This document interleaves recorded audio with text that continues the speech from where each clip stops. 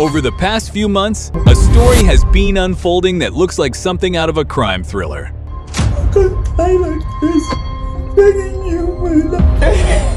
But this is real life in South Africa, where a single man's alleged criminal empire has exposed just how deep corruption can go. I get messages that Jerry's best friend,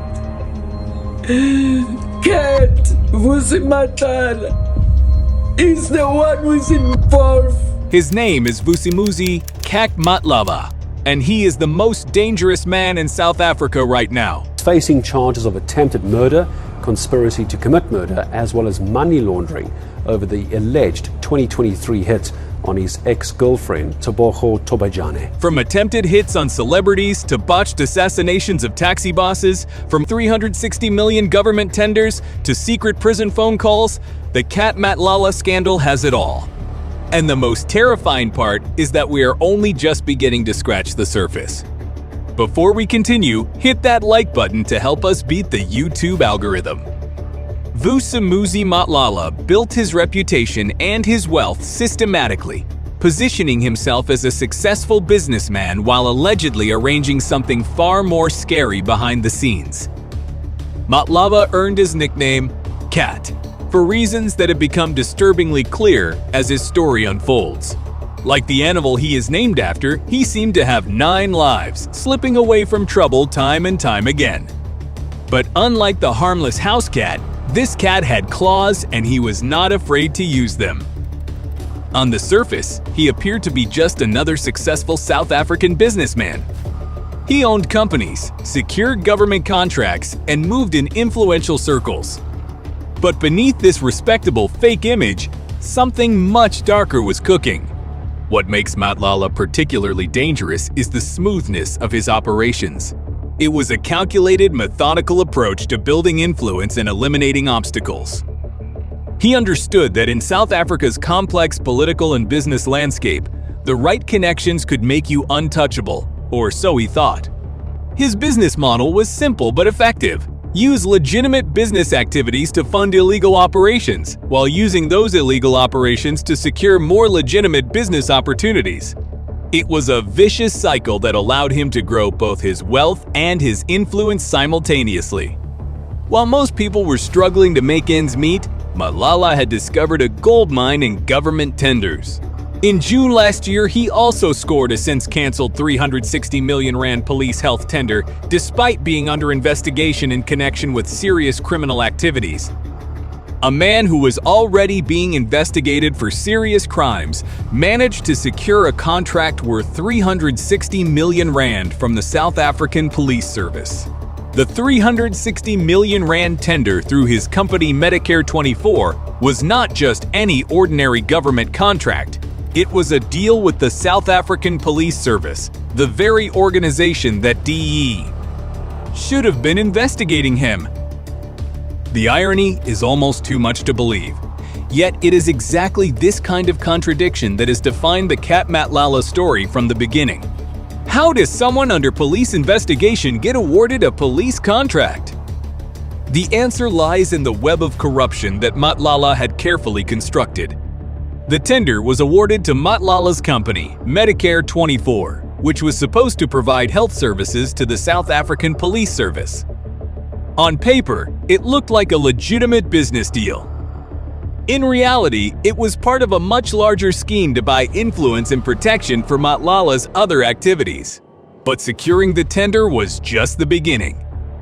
Matlala knew that to keep his operations running smoothly, he needed to invest in relationships.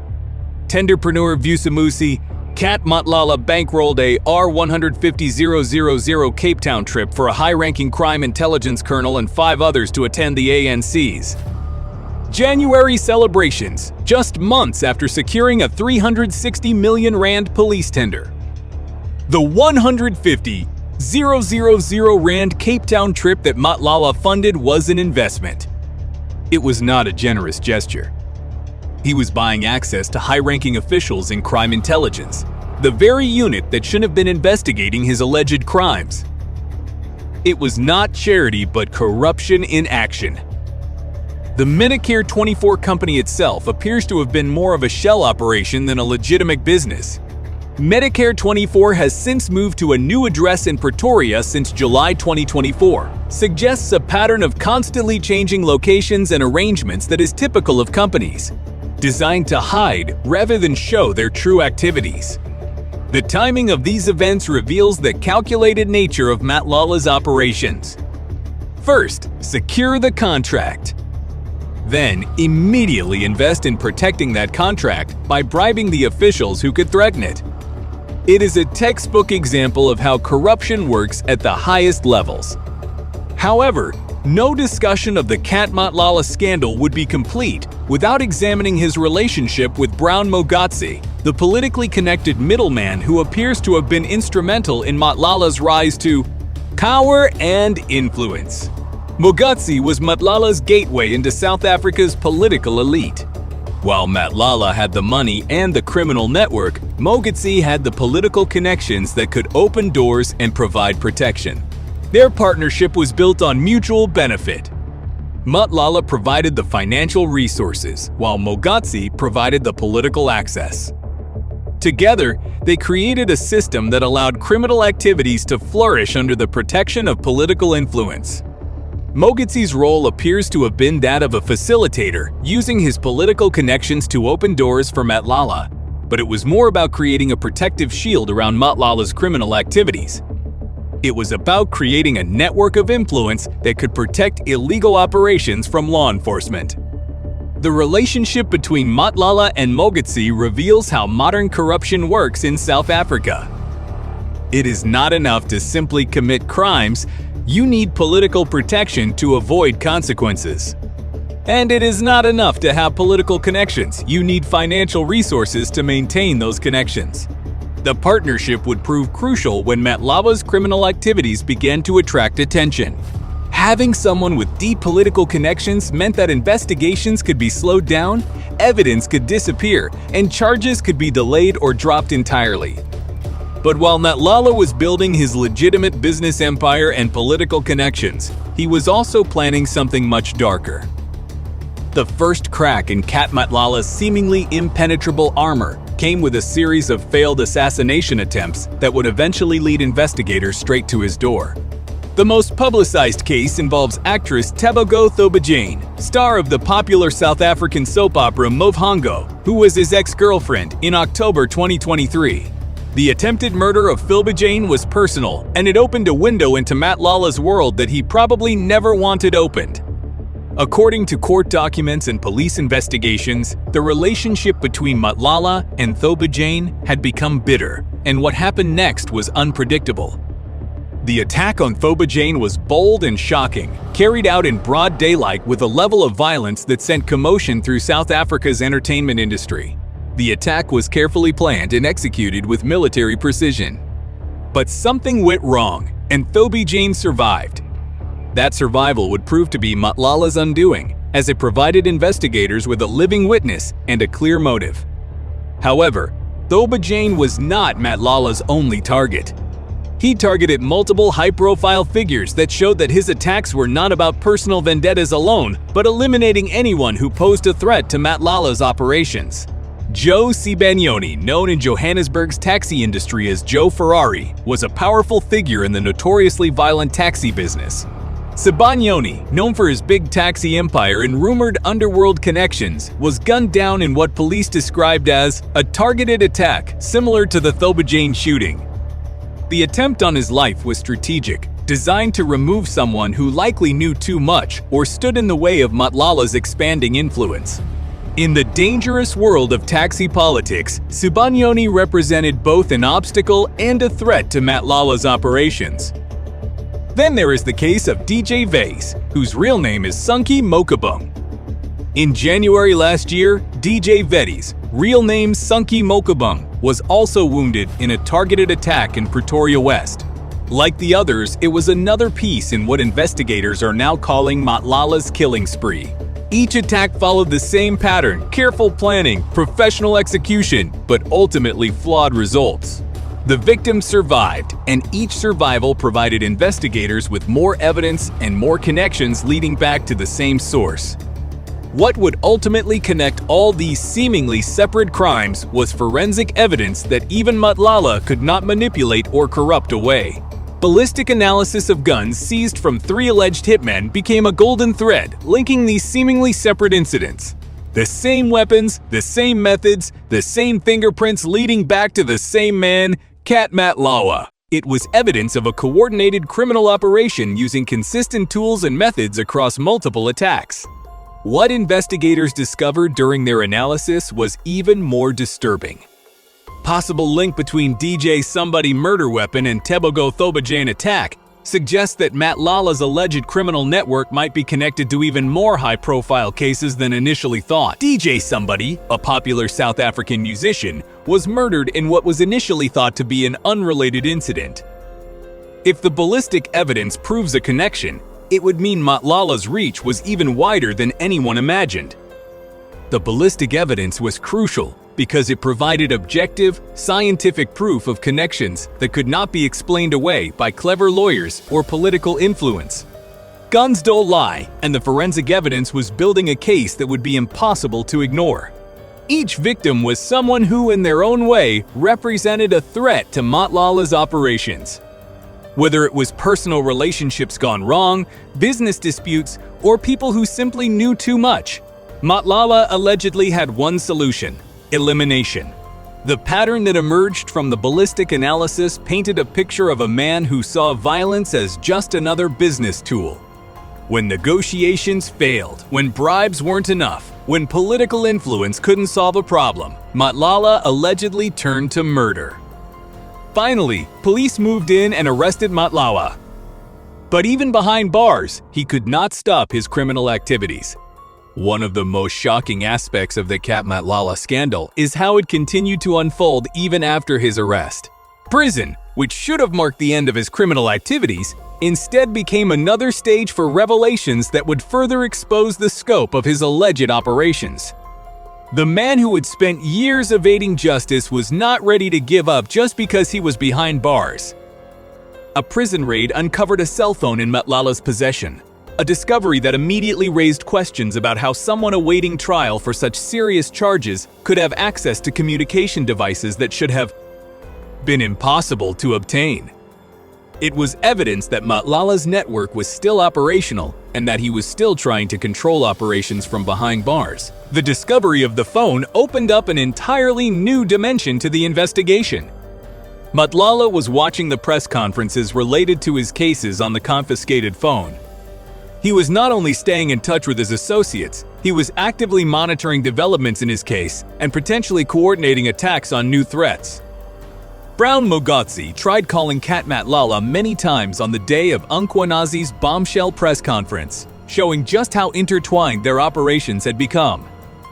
The timing of these calls is important, as they happened on the same day that KwaZulu-Natal Police Commissioner Lieutenant General Malanya MKA Twanazi made explosive revelations about corruption in the police service. The fact that Mogotsi was desperately trying to reach Matlala during such a critical moment suggests that both men understood the gravity of what was unfolding. Even from prison, Matlala remained central to coordinating responses to threats to their operation. Even from prison, Matlala thought he could control the situation. But this time, he was wrong. His bail hearings became a joke. He told the court that he fears that the prison germs will kill him. The man who tried to murder multiple people was complaining about prison being unsafe for him. The irony was not lost on the South African public, who watched with a mixture of disbelief and dark humor as the man allegedly responsible for multiple assassination attempts complained about his own safety. Behind bars. The state presented compelling evidence against Vusimuzi Cat Matlala in his bail application, citing serious charges including murder and conspiracy to commit murder. However, with a hearing postponed to September 8, 2025, concerns grow over Matlala's potential to flee the country. Prosecutors were not taking any chances. They argued that Matlala was not only a danger to public safety, but also a serious flight risk. With his wealth and international connections, there was a real possibility that he could disappear if released on bail. The most revealing part of the bail proceedings is how they have exposed the scope of the case against Matlala. Matlala, his wife Sakani, Mabusela, and Kikana face 3 counts of attempted murder, conspiracy to commit murder, and money laundering. The fact that his wife is also facing charges suggests that this alleged criminal enterprise was truly a family affair. It was a family business built on violence and corruption. Matlala is facing charges of conspiracy to commit murder, attempted murder, fraud, and money laundering. Yet the prison revelations suggest that he was potentially adding new charges to this already extensive list. Obstruction of justice, continued criminal enterprise, and possible corruption of correctional officials could all be added to his legal troubles. However, Vusimuzi, Cat Matlala said he played no part in the alleged hit on his ex-girlfriend Tebogo Thobajane. Matlala said after the shooting on Thobajane on October 17, 2023, she reached out to him from October 2023 until June 2024. His claims of innocence ring hollow given the mountain of evidence against him. The fact that he maintains contact with victims after alleged assassination attempts only strengthens the prosecution's case about his involvement. As shocking as the revelations about Cat Matlala have been so far, investigators believe they have only scratched the surface of what may be a far more extensive criminal network. The ongoing investigation continues to uncover new evidence and new connections that suggest this scandal may ultimately be much larger than anyone initially imagined. The legal proceedings in the Cat Matlala case have been complex and challenging, involving multiple jurisdictions, numerous co-accused, and a web of interconnected charges that span several years and dozens of alleged crimes. But behind all the headlines and legal proceedings are real people whose lives have been forever changed by Cat Matlala's alleged actions. These victims represent more than just case files. They're individuals who survived attempts on their lives and who continue to live with the trauma of those experiences. The Cat Matlala scandal has captivated South African media and the public in ways that few criminal cases ever do. The combination of celebrity victims, massive government corruption, and allegations of a sophisticated criminal network has created a perfect storm of public interest and media coverage. The Cat Matlala scandal represents much more than just another criminal case. It is a mirror reflecting some of South Africa's deepest institutional and social problems. The case has exposed vulnerabilities in democracy that go far beyond any individual criminal, revealing systemic issues that require urgent attention and comprehensive reform. The involvement of high-ranking police officials in alleged corruption schemes strikes at the heart of the rule of law. When the very people tasked with investigating crime become part of criminal networks, it represents a fundamental breakdown of the justice system. The case also reveals the sophisticated nature of modern organized crime in South Africa. It is not a street-level criminality, but a professional-grade criminal enterprise that operates at the highest levels of business and politics. The case has also highlighted the interconnected nature of South Africa's elite networks. Investigators probing the full extent of Mogatsi and Matlala's influence on South Africa's justice system suggests that corruption networks can span multiple institutions and sectors, creating webs of influence that are difficult to detect and even more difficult to dismantle. The case raises important questions about the effectiveness of current anti-corruption measures. Despite having multiple anti-corruption agencies, oversight bodies, and legal frameworks designed to prevent this kind of criminal activity, Matlala allegedly operated for years without effective interference. The violent aspect of the case is particularly concerning because it represents an escalation in the methods that corrupt individuals are allegedly willing to use. When corruption networks start using assassination as a business tool, it represents a fundamental threat to democratic governance and the rule of law. Matlala's trial will be one of South Africa's biggest organized crime cases. The evidence against him looks strong: ballistic reports, phone records, financial documents, and witness testimony. But this case is about more than one criminal, but about whether South Africa can fix the systems that allowed someone like Cat Matlala to operate for so long. Can South Africa reform the tender processes so criminals cannot steal government money? Can South Africa clean up corruption in the police services? Can South Africa make sure the prisons actually keep dangerous criminals isolated? The Matlala case has exposed all these problems. Now they need to be fixed. Cat Matlala's story is shocking, but it is not unique in South Africa. He represents a type of criminal who operates at the intersection of business, politics, and violence. What makes him truly dangerous is not only about the fact that he allegedly hired hitmen, it is that he nearly got away with it by corrupting the very systems meant to stop him. His victims, Tebogo Thobajane, Joe Sibanyoni, DJ Vettis, and potentially many others, survived by luck, not because the systems protected them. That needs to change. Cat Matlala may be behind bars, but the work of protecting our democracy from people like him is far from over. It is a responsibility that belongs to all of us.